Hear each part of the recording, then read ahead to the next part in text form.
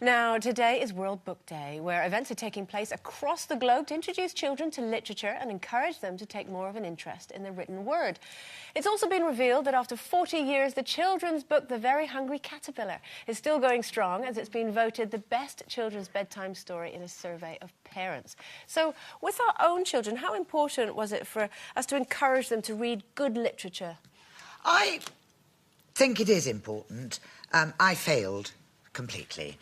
My boys don't read at all. Well, and all through their childhood, you know, I read to them and they read and they loved it. And then there's this point, I don't know whether it's football or whether it's computers or what it is, but I just lost them and I feel very guilty about it. And I'm not being snobby about this before Colleen has a go at me, but it's like everything. No, because I'm not saying, oh, my dear, one must read the classics from cover to cover.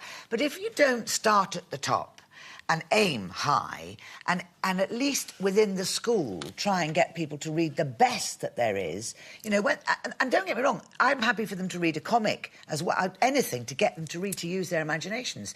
But I think that this idea that we used to be taught books and we were read to in school, or we had books that we all read and then we discussed, and that whole thing now with children about choosing their books, but it's good, but equally they might choose a boring book and then you've lost them. And I do think that education is about the best you can have in those years, and then hopefully after that something will happen and you'll see the light and enjoy it, because there's nothing, it's fantastic to read. I must admit, in terms of the choosing your own books thing, because Finley's going through that at the moment. He's 8, and you know, obviously he's just at the beginning, if you like, of his learning, of his reading life.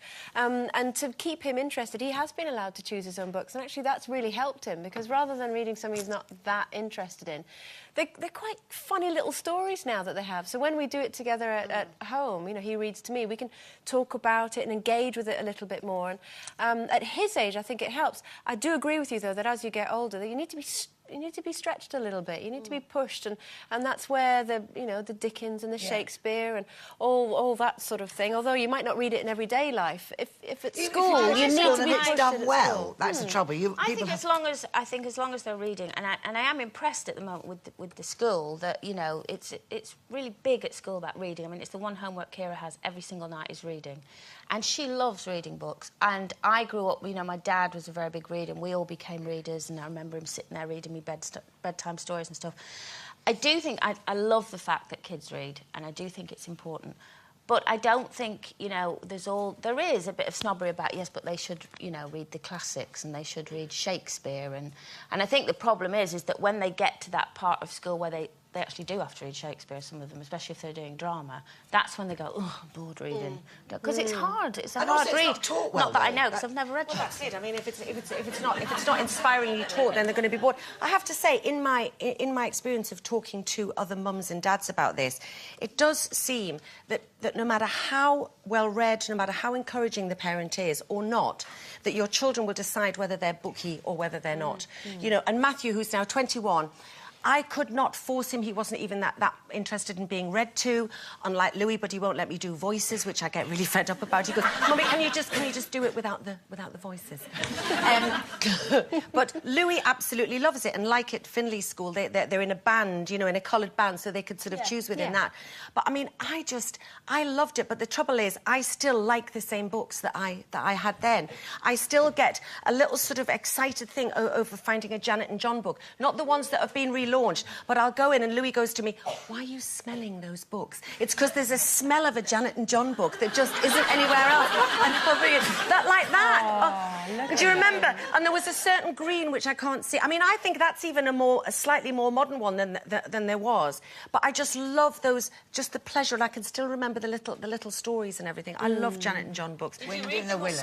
I smelt them. I smelt them first, and I can still smell me Famous Five, as the actress said. Yeah, famous Five and Secret. What was it? And Secret Seven. Yeah.